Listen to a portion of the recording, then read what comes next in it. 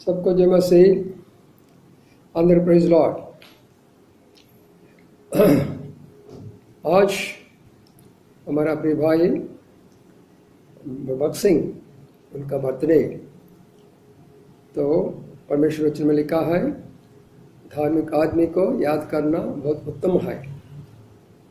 ప్రియమైన సహోదర సహోదరి, ఈ రోజున దైవసేవకుడు దైవజనుడు భగత్ సింగ్ గారు పుట్టినటువంటి సందర్భము. నీతిమంతులను జ్ఞాపకం చేసుకుంటా ఉత్తమనే మాటను సామెతల్లో చదువుకుంటాం 10వ అధ్యాయంలో. కాబట్టి ఈ సమయంలో ఆయన యొక్క సాక్ష్యాన్ని మనం కొంత వినబోతుంటున్నాం. आज हम ये देखने के लिए जा रहा है भाई भगत सिंह का गवाही क्या है, तो उनका बैकग्राउंड, उनका परिवार का बैकग्राउंड, उनका सेवकाई का बैकग्राउंड, कुछ बातों को पूरा ध्यान करने के लिए जा रहा है. आज మన ప్రియ సహోదరుడు భగత్ సింగ్ గారు, ఆయన ఎక్కడ జన్మించాడు, ఆయన తల్లిదండ్రులు ఎవరు, ఆ విషయాలు కొన్ని విషయాలు మనము మరి చూసుకుందాం సాక్ష్యముగా. ప్రార్థన చేసుకొని ఆ తర్వాత అందులో మనము प्रवेशिस्ताम. प्रेमी अनुग्रही सर्वशक्तिमान परमेश्वर पिता, धन्यवाद देते हैं प्रभु समय के लिए, आपने मुझे मौका दिया और इस मौके के लिए धन्यवाद देते. सुबह आराधना के लिए समय दिया, उस मौके के लिए धन्यवाद देते प्रभु. जितना नहीं और शाम को यूथ मीटिंग में आपने तेरे बेटा को आपने संभाला, यूज किया, धन्यवाद देते हैं प्रभु. अभी हमारा प्रिय भाई भगत सिंह, उनका गवाही का ऊपर थोड़ा ध्यान करने के लिए हम जा रहा है, तो आप उनको सहायता करिए, दास का अभिषेक करिए. जो चाहिए जरूरी लोगों के लिए वही बात निकलने के लिए सहायता करिए. धन्यवाद का साथ इस नाम से मांगता हूँ, सुन और ग्रहण कर, आमीन. आइए हम नीति वचन 10 अध्याय 10 ఎంత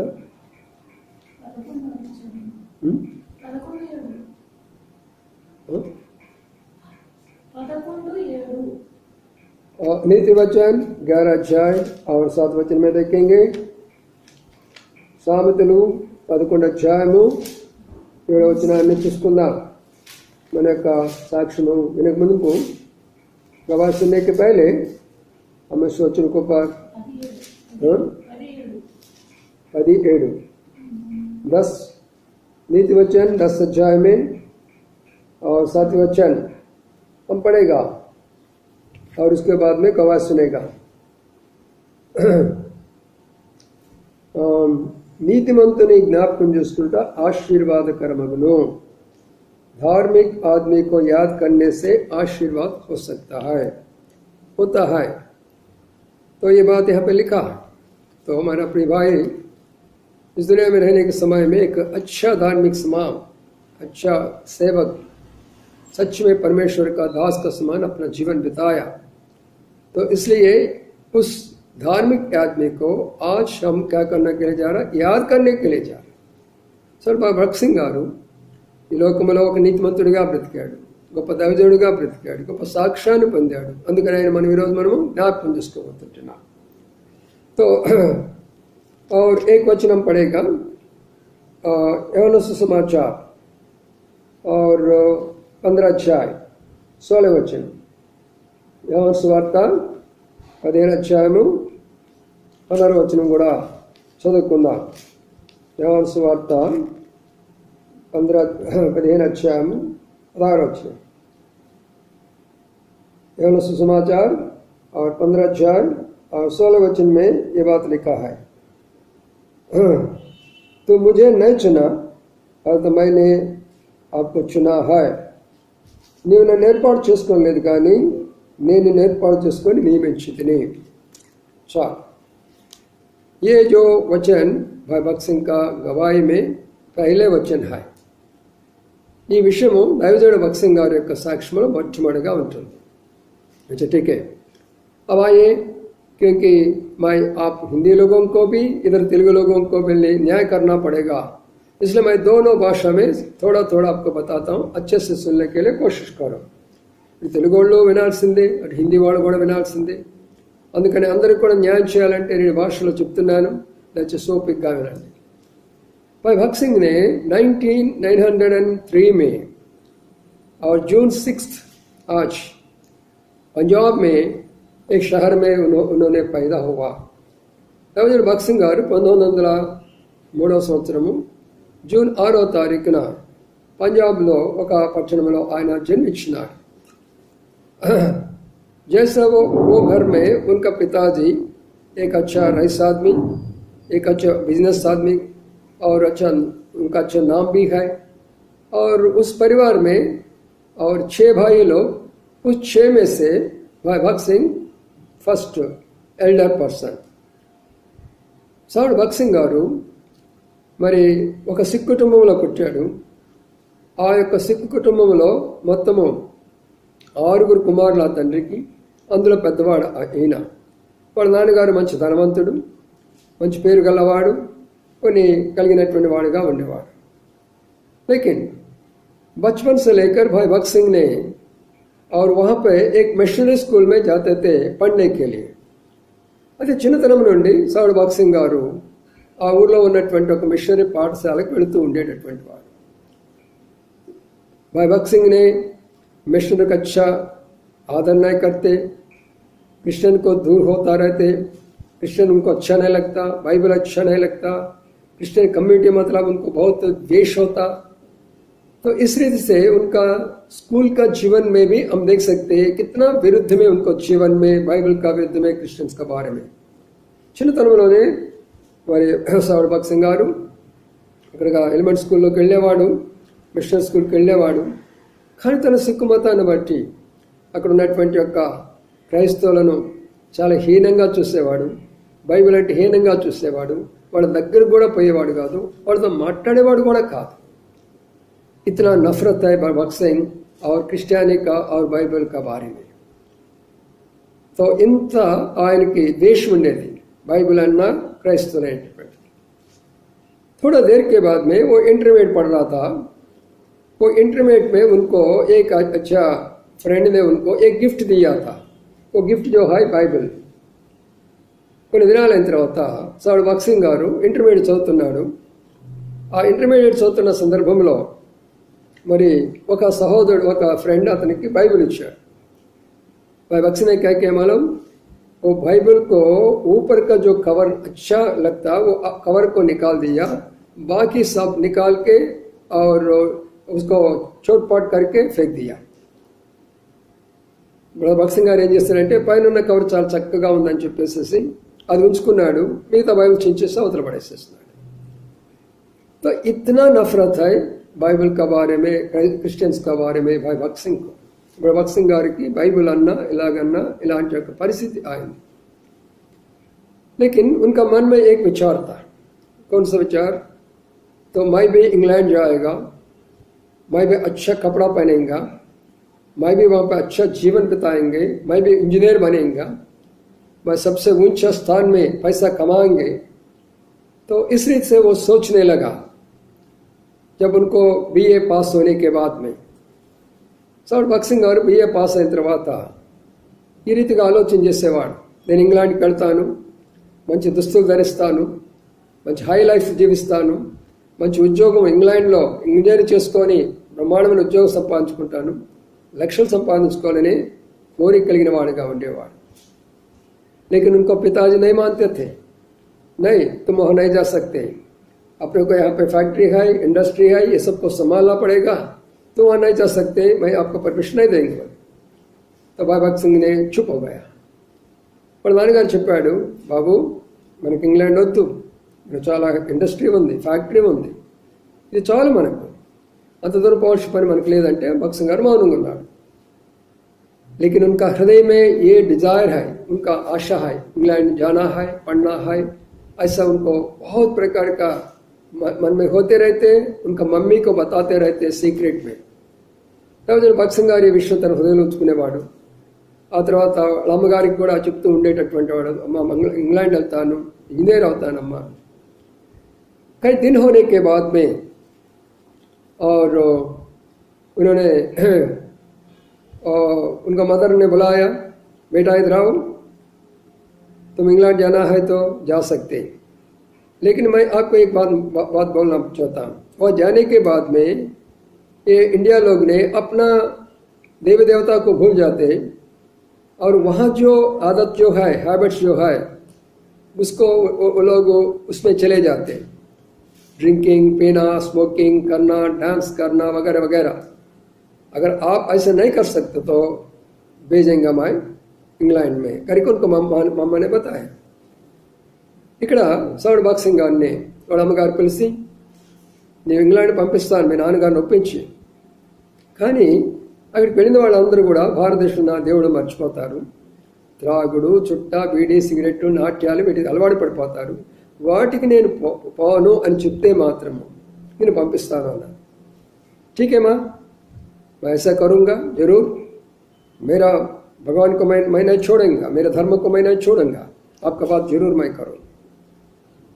तो इस रीति से मम्मी को बताया तो मम्मी ने उनको डैड के पास समझाया.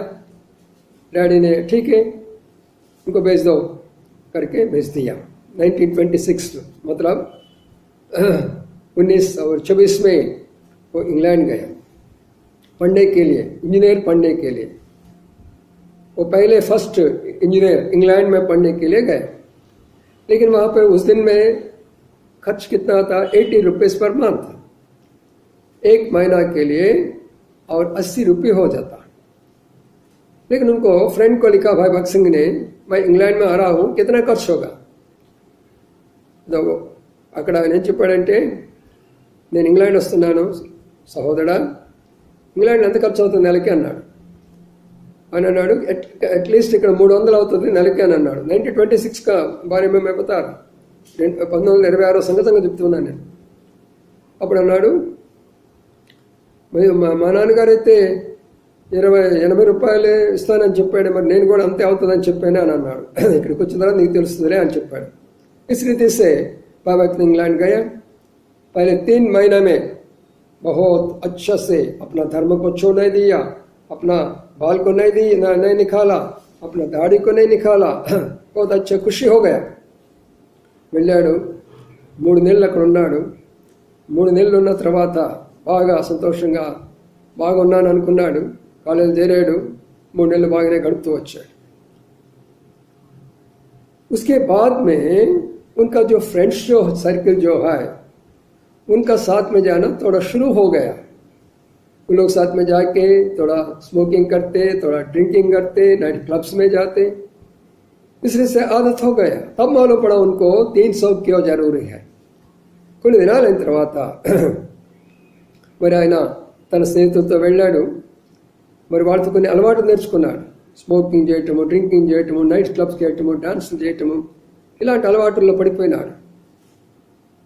वो सोच रहा मैं भी एक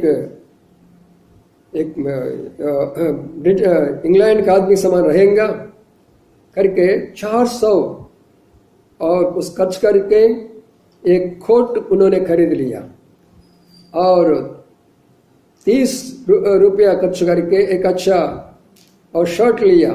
20 रुपये खर्च करके एक टाई लिया और उसके बाद में 40 रुपये खर्च करके एक शू मतलब बूट उन्होंने खरीद लिया. वो सोचने लगा मैं कितना ऊंचा स्थान में अभी. ఇంగ్లాండ్ పోయిన తర్వాత 40 రూపాయలు పెట్టి బూట్ కొనుక్కున్నాడు, 20 రూపాయలు పెట్టి టై కొనుక్కున్నాడు, ఆ తర్వాత ఒక 40-30 రూపాయలు పెట్టి షర్ట్ కొనుక్కున్నాడు, 300 రూపాయలు పెట్టి కోట్ కొనుక్కున్నాడు. ఇక నా ఎంత వీరుడు లేడు, సూర్యుడు లేడు, ఎంత గొప్పవాడుగానో నేను ఉన్నాను అని అనుకుంటూ ఉన్నాడు.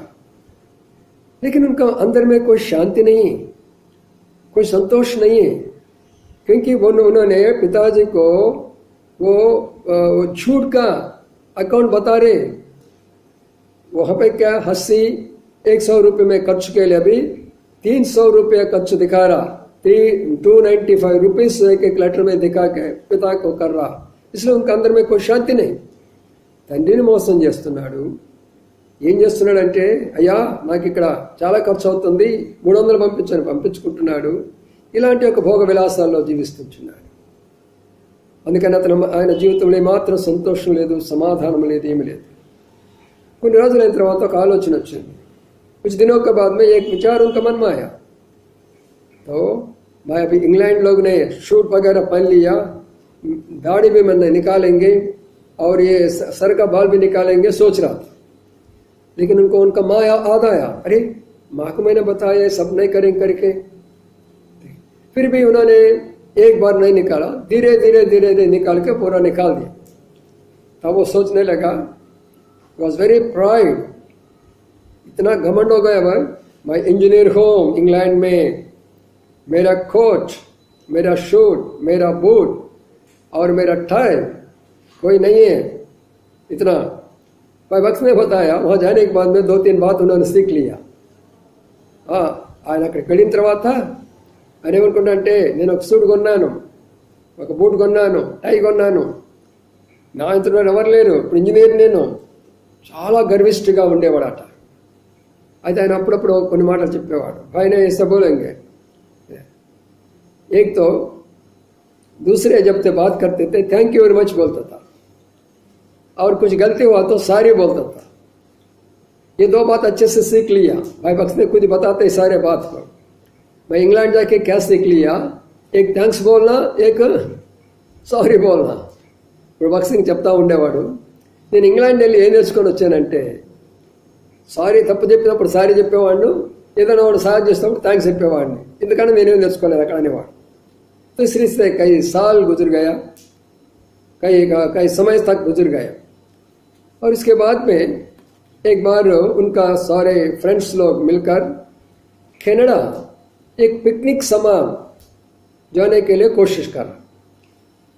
कनाडा मतलब जैसे अपन जाते हैं ना पिकनिक का, जैसे हिमालय वगैरह ऐसे जाते, तो ऐसा उन लोग भी एक जगह जाने के लिए कोशिश कर. लेकिन वहाँ जो ऑफिसर जो बताया बक्सिंग को, आप नहीं जा सकते क्योंकि इंग्लिश लोग ने, अमेरिका लोग ने ఇండియా లోకి రెస్పెక్ట్ नहीं देते, ఆ మధ్య ఉన్సో करके बोले. అక్కడ ఉన్నటువంటి వారు ఆఫీసర్ చెప్పాడు, మీరు ఇండియా వారు కదా, మీరు వెళితే వారు మిమ్మల్ని గౌరవించరు, వెళ్ళడం వల్ల ఉపయోగం లేదు అని చెప్పాడు. भाई बक्स ने बताया कोई बात नहीं, चिंता नहीं, वो इंसल्ट करने दो, कुछ नहीं होता, मैं उनके साथ में जाता हूँ. तो వాళ్ళు ఏమైనా అన్నా పర్వాలేదు, నేను వాళ్ళతో పాటు వెళ్తానని వెళ్ళినాడు.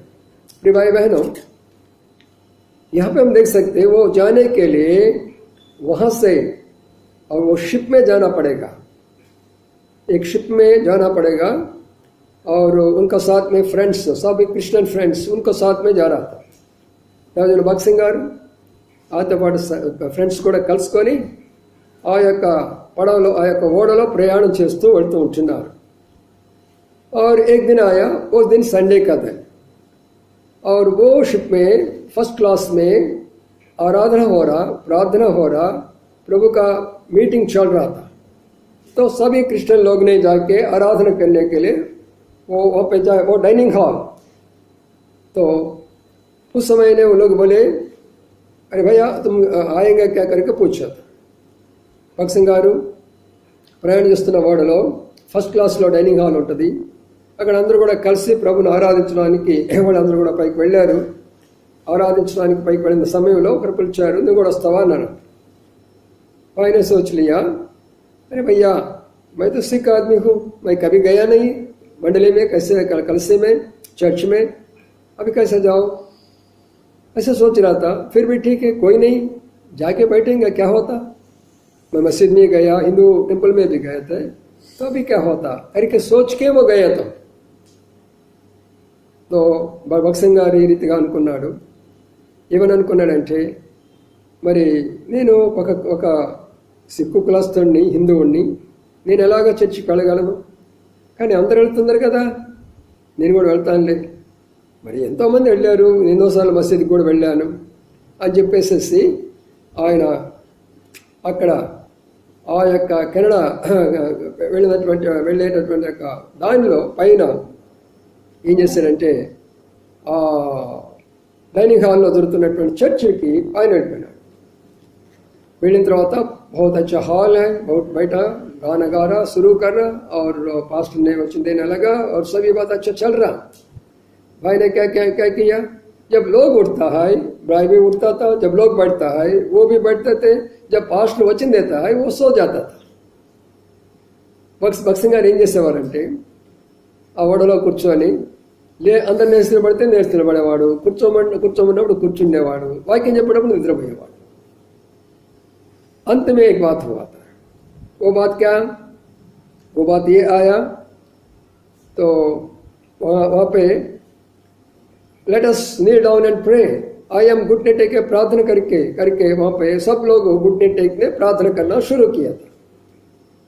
అక్కడ అందరు కలిసి మోకాళ్ళుని ప్రార్థన చేయడం మొదలుపెట్టారు. तो भाई ने ये सोचने लगा, मैं एक हिंदू आदमी हूँ, एक सिख आदमी हूँ, मैं इनका सामने कैसे घुटने टेकेंगे, ये अच्छा नहीं करके सोच के फिर उन्होंने क्या किया, और अपना घमंड से ना जाने के लिए मन नहीं हुआ था. फिर उनको उठ के बाहर जाने के लिए वो कोशिश कर रहा था. ఇప్పుడు భక్సింగ్ గారు ఏమనుకుంటున్నానంటే, ఒక సిక్ కులంలో పుట్టాను, ఒక హిందూగా జన్మించాను, ఇక్కడ ఎలా నేను మోకాళ్ళు ఉంటాను, అందుకని లేచి నేను బయటకు వెళ్తాను అని అనుకున్నాడు. అయితే वहाँ पे लोग सब घुटने टेक के उनका रास्ता रोक गया, वो आगे नहीं बढ़ सके. అక్కడ ఉన్న వాళ్ళందరూ మోకాళ్ళని ప్రార్థన చేస్తున్నారు, ఆరాధన చేస్తున్నారు కాబట్టి వెళ్ళలేకపోయినారు. उन्होंने ये भी सोच लिया, ठीक है. तो मैंने मस्जिद में गया था, मंदिर में भी गया था, तो क्या होता, थोड़ा देर के लिए मैं भी घुटने टेकता करके अपने घमंड को कम करके घुटने टेके. నేను మసీదులో కూడా వెళ్ళాను కదా, హిందూ దేవాలయాల్లో కూడా వెళ్ళాను కదా అని ఏమవుతుందిలే అని మోకాళ్ళుని అన్నట్టు. तुरंत परमेश्वर का आत्मा उनको उतर गया, वो कांपने लगा और वो प्रभु ने स्तुति करने लगा, ये प्रभु जी तेरे नाम ऊंचा है, प्रभु जी तेरे नाम को स्तुति करो, तेरे नाम को भलाई करो, तेरे नाम पवित्र है, तेरे मान मनोहर है, तेरे मान उत्तम है, तेरे नाम अद्भुत है. ऐसा वो उन्होंने प्रभु को स्तुति करना शुरू किया. ఎప్పుడైతే మోకాళ్ళు నేడు ప్రభు దగ్గర తగ్గించుకున్నాడో దేవుని ఆత్మ బలముగా ఆయన మీదకి వచ్చింది. బలంగా ఆయన మీదకి వచ్చేసి ఆయన ఏమంటున్నాడంటే, ప్రభువా నిన్ను స్తుతిస్తున్నాను, ప్రభువా నిన్ను ఆరాధిస్తున్నాను, ప్రభువా నిన్ను ఘనపరుస్తున్నాను, ప్రభువా నీ నామము గొప్పదను గాక అని అలాగ అంటూ ఉన్నాడు. तो उसके बाद में उनका अंदर में बहुत बड़ा शांति आया, बहुत खुशी हो गया, लेकिन किसी को नहीं बताया. और లోపల చాలా సంతోషము సమాధానం వచ్చింది, ఎవరికి చెప్పలేదు. वो सब हो गया, बाहर आ गया और कुछ दिन तक कनाडा में रहा. फिर वापस आया. फिर वापस आने के बाद में और एक बार ऐसा उन्होंने सोचने लगा, और एक बार मैं कनाडा जाके और वहाँ पे और एक डिग्री करेंगे, एक एग्रीकल्चर इंजीनियरिंग करने के लिए उन्होंने सोच रहा था 1929. और फिर वो कनाडा में गया. 1929లో తిరిగి భక్సింగ్ గారు ఇదంతా ఆలోచన చేసుకొని మళ్ళీ 2వ డిగ్రీ अग्रीकल्चर इंजीनियर చేస్తాను కొరకై कनाडा వెళ్ళాడు. तो वहाँ जाने के बाद में उन्होंने सोचने लगा, लेकिन वो किसी को नहीं बताया. उनका अंदर में प्रभु यीशु मसीह प्रभु आया करके आत्मा उनका अनुभव किया करके. लेकिन वो वहाँ पे कुछ समय रहने के बाद में एक फ्रेंड पास गया. उन्होंने पूछा, तो भैया आपका पास में बाइबल है तो मेरे को दे सकते हैं क्या करके पूछा भाई भक्त सिंह ने. उस समय में ఇంగ్లాండ్లో ఉన్నటువంటి ఒక సహోదరు దగ్గరికి వెళ్ళి భక్త్ సింగ్ గారు ఏమడిగాడంటే, మరి నాకు ఒక చిన్న బైబిల్ ఉంటే ఇస్తావా అని అడిగాడు. वो आदमी ने बताया, अरे इंडिया लोग बाइबल नहीं पढ़ते, उनको नफरत होता, वो विश्वास नहीं कर सकते, आप क्यों बाइबल मांग रहा है.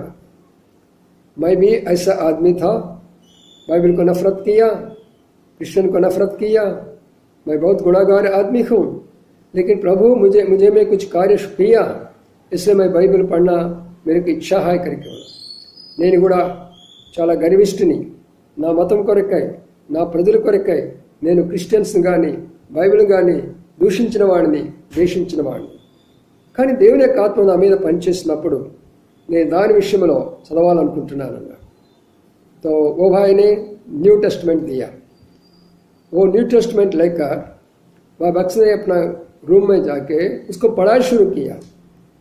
पढ़ाई मॉर्निंग 3 o'clock तक मत सुसमाचार पढ़ते आया. रात भर पढ़ा और भाई को और अच्छा लगा। कोई इनसे बातचीत कर रहा, कोई उनसे बातचीत कर रहा, कोई इनसे बातचीत कर रहा। एक दिन हो गए और दूसरे दिन ने उन्होंने क्या किया और యోహాను సుసమాచాर और पढ़ना शुरू किया। ఆయన భక్సింగ్ గారు ఆ యొక్క న్యూ టెస్ట్మెంట్ తీసుకొని వెళ్ళాడు, రాత్రిలో చదవడం మొదలుపెట్టాడు, ఉదయం 3 గంటల దాకా చదువుతూ వచ్చాడు. చాలా ఇంట్రెస్ట్గా ఉంది, ఎవరైనాతో మాట్లాడుతున్నట్లు, ఎంతో సంతోషం, ఎంతో సమాధానంతో గంటల తరబడి చదువుతూ వచ్చాడు. రెండవ రోజున యోహాను సువార్త తీసుకున్నాడు, చదువుతూ వచ్చినాడు. उस समय ने యోహాను సుసమాచాर दूसरे अध्याय में आया और तीसरा अध्याय में भी आया। एक वचन उनको मिला, मैं सच सच तुमसे बातचीत करता हूं, मैं सच सच आपसे कहता हूं। तो ये बात फिर से दोहरा भगत सिंह का सामने।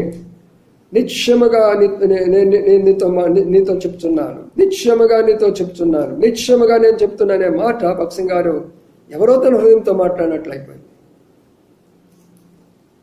प्रिय भाई बहनों, तब भाई ने क्या किया मालूम? तो घुटने टेक के रोना किया, इतना रोया, प्रभु जी मुझे क्षमा करो, मैं बहुत घमंड आदमी हूँ, मेरा धर्म के लिए मैंने बहुत प्रकार का काम किया, बाइबल को नफरत किया, आप लोगों को नफरत किया, कास्ट फीलिंग मेरा अंदर में है, घमंड मेरा पैसा के लिए घमंड है, पढ़ाई के लिए मेरा घमंड है, इतना नहीं, सारे बुरी आदत मेरा जीवन में है। तो प्रिय भाई बहन, इसी से बहुत रोया, पाप को कबूल किया। भगत सिंह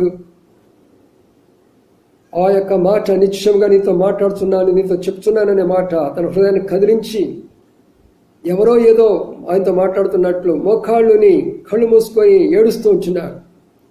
ప్రభువా, నేను పాపిని, అయ్యా నన్ను క్షమించు, నేను చాలా గర్విష్ఠుని, నా మతము కొరకు నీ ప్రజలను, నా మతము కొరకు నీ గ్రంథాన్ని దూషించాను, నాలాంటి దౌర్భాగ్యుడు లేడు, నేను చాలా త్రాగుబోతును, అనేక రకాల మోసగాడిని నేను, ప్రభువా నన్ను క్షమించని ఏడుస్తూ కూర్చున్నాడు.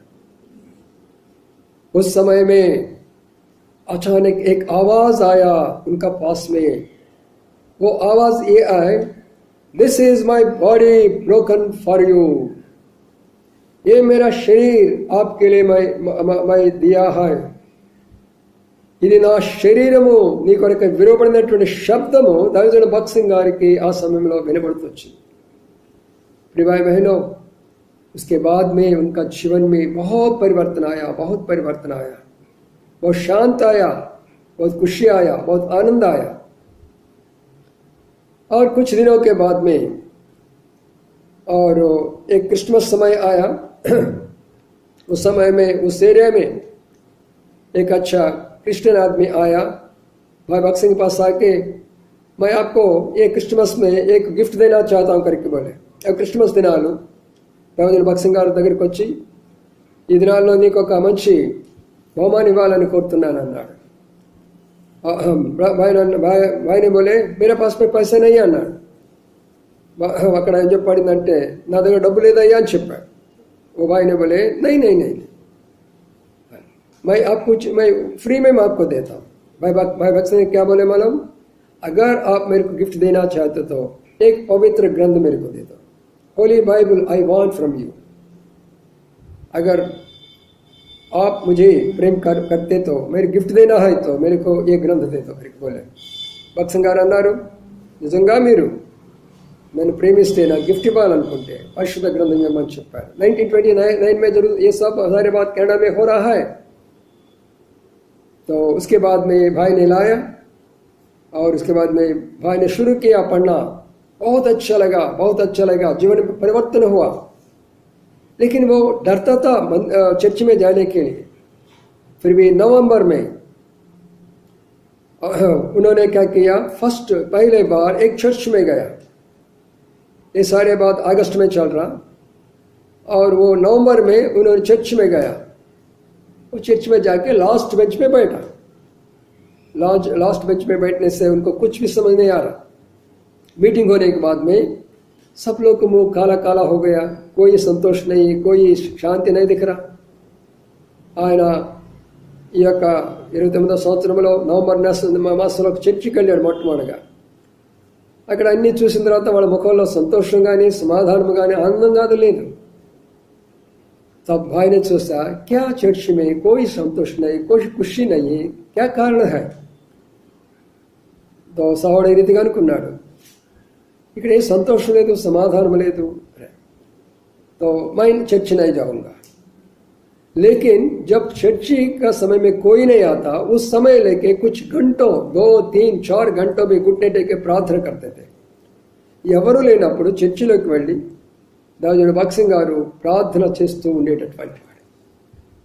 उस रीति से प्रभु ने उनको शक्ति दिया. 1930 में अपने पिता को एक लेटर लिखा और पिताजी मैं प्रभु यीशु मसीह को ग्रहण किया. तो ये मेरा जीवन पहले ऐसा ऐसा था, लेकिन मेरा जीवन ऐसा ऐसा बदल गया. तो अभी मेरे को क्षमा करो, मैं क्या करूं आप बताओ करके एक चिट्ठी लिखा. 1930 సంవత్సరంలో దావుదు బక్సింగ్ గారు ఒక ఉత్తరం రాశాడు. తండ్రి, నేను మరి ఈ రీతిగా ప్రభుని అంగీకరించాను, ఇది నా అనుభవము, నేను ఎవరో నీకు తెలుసు, ఎట్లా క్రైస్తత్వం ద్వేషిస్తానో తెలుసు. तब भगत सिंह का पिताजी ने समझ लिया कुछ ना कुछ हुआ तो ठीक है, लेकिन उन्होंने बताया था तो ठीक है, आपने विश्वास किया, अपना पास में रख लो, तो किसी को मत बताओ. आप चाह रहे थे तो चर्च में भी जाओ, लेकिन किसको प्रचार मत करो करके बताया. तो 1932 में भाई भगत सिंह ने वापस इंडिया आया. पहले बार उनको डैडी को मिलने के लिए, मम्मी को मिलने के लिए आया. और उसके बाद में उनका डैडी वगैरह मिलने के लिए आया. डैडी ने बताया किसी को मत बोलो, मैं प्रवेश मसीह को ग्रहण किया करके. 1932లో ఆయన భారతదేశం వచ్చాడు, ఇండియా బాంబేకి వచ్చాడు. వాళ్ళ నాన్నగారు వెళ్ళాడు, ఎవరికి మీరు చెప్పొద్దు నేను క్రైస్తవుడు అయ్యేదని, నీ హృదయంలో ఉంచుకో, ప్రచారం ఎవరికి చేయొద్దు అని. तो भाई ने बोले विदाउट ब्रीथ, अगर बिना श्वास से मैं नहीं जी सकते, बिना यीशु मसीह मैं नहीं जी सकते. तो उन्होंने बताया था इस रीति से. लेकिन उनके डैडी ने बोले सो ऐसी ऐसी बात है तो मैं क्या कर सकता हूँ, आपको कोई संपत्ति नहीं मिलेगा, पंजाब में एक पैसा नहीं मिलेगा, आपका घर आना भी मुश्किल हो जाता, आपका पूरा रिश्तेदार आपके विरुद्ध में हो जाता. बहुत अच्छे से सोच लो. నీవు కానీ ఒకవేళ ఇదే విధంగా నేను క్రైస్తవుని చెప్పుకుంటే, అందరికి నేను ప్రచారం చేస్తానని చెప్పుకుంటే నేనెవరు గౌరవించరు. నీకు పంజాబ్లో ఉన్నటువంటి యొక్క ఏమి రాదు, నువ్వు దిక్కులేని వాడు అయిపోతావు. సరే ఆలోచన చేసుకోండి. नहीं पिताजी, मेरे को कुछ भी नहीं होना, सब मैं छोड़ देंगे, लेकिन प्रभु यीशु मसीह को सेवा करेंगे मैं जरूर. तब उनको डैडी ने रो रो के अपना टर्बन को उनका पाँव पास रखकर, अगर मैं पिता हूँ तो मेरे का आधार करते तो मेरी बात सुनो. लेकिन भाई भगत सिंह ने बताया, daddy I got good respect for you, आप मुझे अच्छा लगता, मेरा अच्छा पिता है, लेकिन मैंने कुछ गलत नहीं कर रहा, मैं एक बिना प्रवेश से नहीं रह सकते. భగత్ సింగ్ గారు చెప్పారు, ప్రభు లేకపోతే నేను ఉండలేను డాడీ అని అన్నారు. వాళ్ళ నాన్నగారు ఆ తల మీద ఉన్న టర్బన్ తీసుకెళ్లి భగత్ సింగ్ గారు పాదాల మీద పెట్టాడు. నేను తండ్రిగా గౌరవిస్తే నువ్వెవరికి ప్రచారం చేయొద్దన్నాడు. లేదు, నువ్వంటే నాకు గౌరవమే, కానీ ఈ యొక్క సత్యాన్ని నేను దాచుకోలేను అని చెప్పినప్పుడు తండ్రి విడిచిపెట్టేసి వెళ్ళిపోయాడు. भाई बहनों, इस रीत से भाई भगत सिंह ने अकेला हुआ, सबको छोड़ दिया, परिवार को छोड़ दिया, पिता को माता को छोड़ दिया, संपत्ति को छोड़ दिया, डबल इंजीनियर छोड़ दिया, पंजाब छोड़ दिया, सब को छोड़ दिया, परमेश्वर का खेला दास बन गया बॉम्बे में. ప్రియమైన సహోదర సహోదరి, ఈ రీతిగా దైవజనుడు భగత్ సింగ్ గారు తండ్రిని, తల్లిని, బంధువులను, ఆస్తులను, పంజాబ్లో ఉన్నటువంటి యొక్క సమస్తాన్ని విడిచిపెట్టేసినారు. పంజాబ్లో ఉన్నటువంటి యొక్క బంధువులందరూ విడిచిపెట్టేస్తున్నారు. కులాలు మతాలన్నింటినీ విడిచిపెట్టేస్తున్నారు. సమస్తాన్ని విడిచిపెట్టేస్తున్నారు. ఆస్తులు విడిచిపెట్టాడు. డబుల్ ఇంజనీరింగ్ అది కూడా విడిచిపెట్టేస్తున్నారు. ప్రభు యొక్క సేవ నేను చేయాల్సిందన్నారు.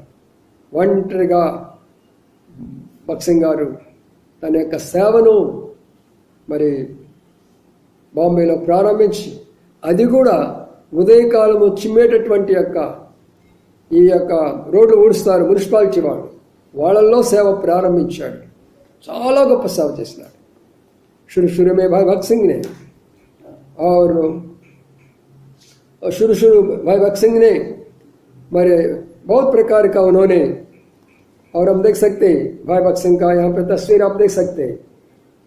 और इंग्लैंड में जाने के बाद में प्रभु का ग्रहण करने के बाद में इस रीति से, और यहाँ पे भाई भगत सिंह पहले प्रभु यीशु मसीह को ग्रहण करने के पहले ये तस्वीर, भाई भगत सिंह को तस्वीर ऊपर भी मैं निकाला हूँ। यहाँ पे बात देख सकते हैं भाई भगत सिंह प्रभु यीशु मसीह को ग्रहण करने के बाद में, उसके पहले ये दोनों बात आप देख सकते हैं। तो इसलिए प्रिय भाई बहनों, तो ప్రభు అయినటువంటి యేసుక్రీస్తు వారు ఆయన అంగీకరించిన తర్వాత, అంగీకరించే ముందు ఉన్నటువంటి ఫోటో ఇది చూడండి. ఆయన ఎలాగా ఉన్నాడో, సిక్కుగా ఎలాగున్నాడో చూడండి. ఆ తర్వాత ఆయన అంగీకరించిన తర్వాత దైవ సేవకుడైనటువంటి ఆయన ఫోటో. తో ఈ రీతిగా మొట్టమొదటిగా బాంబేలో మున్సిపాలిటీ వాళ్ళ మధ్యలో సేవ ప్రారంభించి ఒక అద్భుతమైనటువంటి సేవ చేస్తాడు దైవజన భగత్ సింగ్ గారు. इस रीति से और कई बात मैं बोल सकता हूँ आपको। भगत सिंह को एक बार साइनस प्रॉब्लम आया, तो प्रभु को उन्होंने प्रार्थना किया। एक दिन में उनको साइनस प्रॉब्लम निकल दिया। तब से लेकर और किसी को भी प्रार्थना करो सबको चंगा होता। మొట్టమొదటి దైవజన భగత్ సింగ్ గారికి చిన్న సైనస్ ప్రాబ్లం వచ్చింది. దాని కొరకు ఆయన ప్రార్థన చేసుకున్నాడు. అది ఒక రోజులోనే పోయింది. అప్పటి నుంచి ఆయన ఎవరి కొరకు ప్రార్థన చేసినా సరే మరి అందరూ కూడా ఆ ప్రార్థన ద్వారా స్వస్థపరచబడేవారు. शुरू में हजार लोग भाई भगत सिंह के पास आकर उनका कोट को, उनका शर्ट को उनको टच करने के लिए बहुत कोशिश करता था. మొదటి దినాల్లో భగత్ సింగ్ గారి దగ్గరికి వచ్చి ఆయన ముట్టుకోవడానికి, ఆయన ద్వారా స్వస్థపడడానికి వేలాది ప్రజలు వచ్చేవారు. क्योंकि उनका पास में चंगाई का वरदान है, आज దగ్గర స్వస్థపరిచే వరం ఉంది. लेकिन भाई ने क्या बोला, प्रभु जी इस वरदान के द्वारा मेरा महिमा मिल रहा, लेकिन आपको कोई नई महिमा नहीं मिल रहा, ये नहीं चाहिए, मेरे को फेथ विश्वास चाहिए करके उन्होंने प्रार्थना किया. ప్రభువా భగత్ సింగ్ గారు నన్ను స్వస్థపరిచాడు, భగత్ సింగ్ గారు నన్ను స్వస్థపరిచాడు అందరూ అంటున్నారు. అయ్యా నాకు ఇది వద్దు, నాకు కావాల్సింది ఏంటంటే మరి నీకు ఒకటి విశ్వాసం అనేది నాకు దయచేయి ప్రభు అని అడిగిన. तो प्रभु ने वो भी दिया, ये भी दिया, दोनों भी प्रभु ने भाई भगत सिंह को दिया. प्रभु अधिच्छड़ इच्छड़. इसलिए प्रिय भाई बहनों, भाई भगत सिंह ने उस विश्वास से साउथ इंडिया में आया, मद्रास में पहले स्टार्ट किया, हैदराबाद में स्टार्ट किया.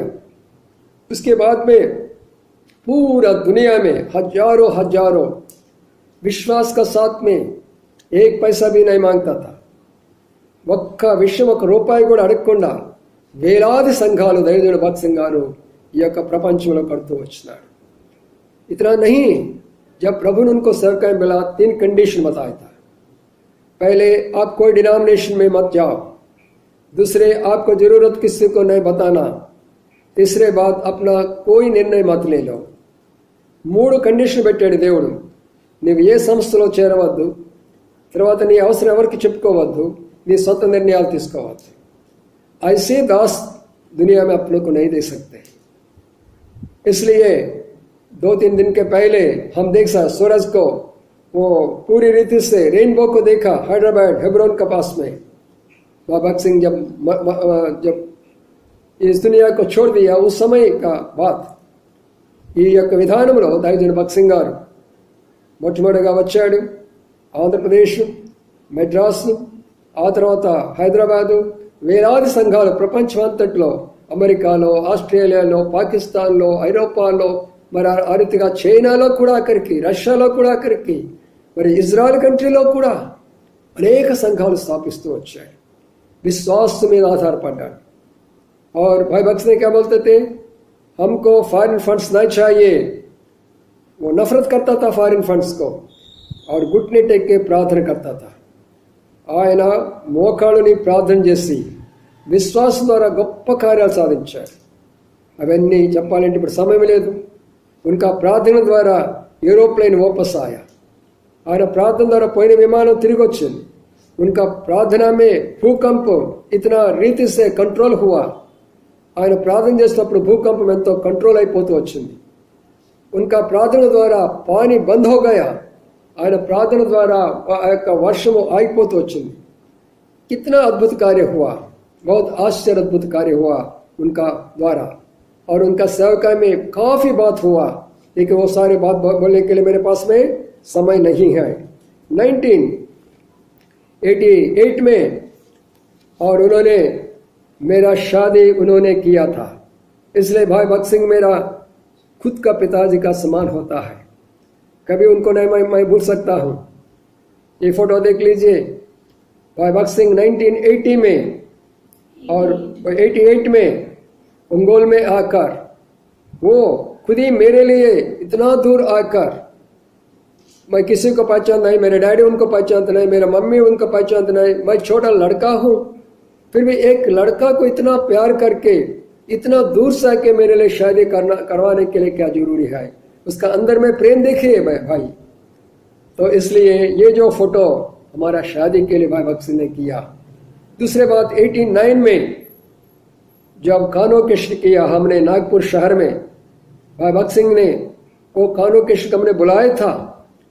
वो कानो कृष्ण आके उसको वचन दे रहा था. उसको साथ में मैंने तर्जुमा किया था. ये फोटो आप देख सकते हैं. ప్రియమైన సహోదర సహోదరి, 1988లో దైవజనుడు ప్రార్థించి నా సొంత తండ్రి వలె, మా అమ్మ తెలియదు, మా నాన్నగారు తెలియదు, మా బంధువులు ఎవరు భక్తం గారికి తెలియదు, నేను ఆయనకు ఒక కుమారుడిగా భావించి ఆయన ఒంగోలు వచ్చి స్వయంగా నా యొక్క వివాహాన్ని జరిపించినాడు. ఇది చూడండి, కావాలంటే నా సాక్ష్యం. అంత ప్రేమ గలవాడు. నేనెవరో తెలియదు, ఒక యవనస్తుడిని, ఆయన కూడా ఇంతగా ప్రేమించినాడు. అలాగే 1989లో నాగపూర్లో కాను కృష్ణ నడిపించినప్పుడు భక్త్ సింగ్ గారు వచ్చారు స్వయంగా. ఒక యవనస్తుడిగా నేను చేసినటువంటి యొక్క మీటింగులకు భక్త్ సింగ్ గారు రావడమా, ఒకసారి మీరు ఆలోచించండి. ఆయన మనస్తత్వం ఎంతగా ప్రేమించాడో. ప్రతి నెల ఒక ఉత్తరం నాకు రాసేవాడు, చివరి వరకు కూడా. అందుకనే ఆయన చనిపోయినప్పుడు నాకు ఎవరు చెప్పలేదు, కానీ ఆ రాత్రే నేను ఒక స్వరం విన్నాను. जब भाई भक्त सिंह दुनिया को छोड़ने के समय में नागपुर में समय में था और सुबह 4 बजे मेरे को एक आवाज, तो मेरे को सुना, भाई Bhakt Singh is no more in this world. मेरे को कोई संदेश नहीं भेजा हैदराबाद से, हेब्रोन से, लेकिन मैं खुद ही आवाज सुना सुबह 4 बजे. నాకు హెబ్రోన్ నుంచి ఎవ్వరు సందేశం పంపించలేదు. ఉదయకాలం 4 గంటలకు भक्त सिंह గారు లోకంలో లేరని చెప్పాడు. उसके बाद में हेब्रोन को फोन किया. उन लोग ने बताया आज सुबह उन्होंने प्रभु के पास चले गए करके. आ తర్వాత నేను వారు చెప్పారు ఈ రీతిగా. ఆ తర్వాత उसके बाद में मैं भी शामिल हुआ उनका जो लेने के समय में, उनका समाधि का कार्यक्रम में, तो फ्यूनरल का इस संदेश में प्रभु ने मुझे भी मौका दिया जाने के लिए. ప్రభు భక్త్ సింగ్ గారు చనిపోయినప్పుడు ఆయనతో కూడా కలిసి లక్షలాది ప్రజలతో కూడా నేను వెళ్ళి దానికి ఒక సాక్షిగా ప్రభు నన్ను కూడా చేసుకున్నాడు. అందుకని ప్రియమైన సహోదర సహోదరి, तो इसलिए प्रिय भाई बहनों, ये संदेश ये गवाही में क्यों बताया. भाई भक्त सिंह कौन है, कितना महान है, प्रभु ने कैसा चुना है, इतना विश्वास से कैसा इतना मंडली, हजारों मंडली बनाया, एक पैसा भी नहीं लिया. దైవజనుడు భక్త్ సింగ్ గారు ఎంత గొప్పవాడు, ఆయన ఇన్ని కార్యాలు చేసినాడు, ప్రపంచమంతా ఆయనకు తెలుసు, ఆయన ఎలాగ పిలుచుకున్నాడో. అలాంటి యొక్క సహవాసంలోకి నీవు నేను ఉన్నామంటే ఎంత ధన్యులమో ఒకసారి జ్ఞాపకం చేసుకోండి. हम सब लोग धन्य है क्योंकि हम सब लोग उनका मंडली में शामिल हुआ. ఆయన ప్రార్థన కరేగా. రండి మనం ఇప్పుడు ప్రార్థన చేసుకుందాం.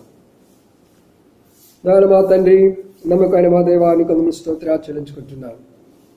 ఈ రాత్రికాల సమయంలో దైవజనుడు భక్త్ సింగ్ గారి యొక్క సాక్ష్యాన్ని కొన్ని విషయాలు మాత్రమే చూడగలిగినాను. ప్రభువా మా దేవా, అలాంటి యొక్క దాసుని మళ్ళీ చూడాలంటే కష్టం.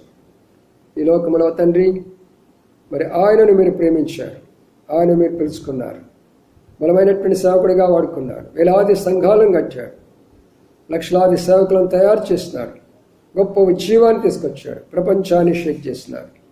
అలాంటి సహవాసులు మమ్మల్ని ఉంచినారు, అలాంటి వాక్యం వినడానికి మాకు కృప చూపించారు. హెబ్రోన్ సహవాసులు మమ్మల్ని ఉంచారు. ఈ సాక్షి బిడ్డలందరినీ కూడా హిందీలో కానీ తెలుగులో కానీ అందరూ బలపరిచి చివరి వరకు కూడా ఆ మార్గంలో వెళ్ళేదానికి సహాయం చేయమని వేడుకుంటూ విధాల స్థానికి అప్పచెప్పుకుంటూ వందనాలు చెల్లించుకుంటూ యేసు పరిశుద్ధ నామమున స్తుతించి ప్రార్థించి గణపరిచి వేడుకొంచున్నాము తండ్రి, आमीन। हमारे प्यारे पिता धन्यवाद देते हैं इस रात का समय में आपने अच्छा मौका दिया बाबा सिंह का गवाह सुनने के लिए। कि भाई बहन लोग जहाँ से सुन रहा है सब लोग जीवन में फलवंत हो सके, उसका रास्ते में चलने को लिए शक्ति दीजिए, ज्ञान दीजिए, और आने दिनों में भाई भगत सिंह का समान हम भी सेवा करने के लिए सहायता करिए। धन्यवाद का स्वादेश नाम से मानता हूँ, सुन और ग्रहण कर। आमीन आमीन। सबको जय मसीह। అందరికీ ప్రైజ్ లార్డ్।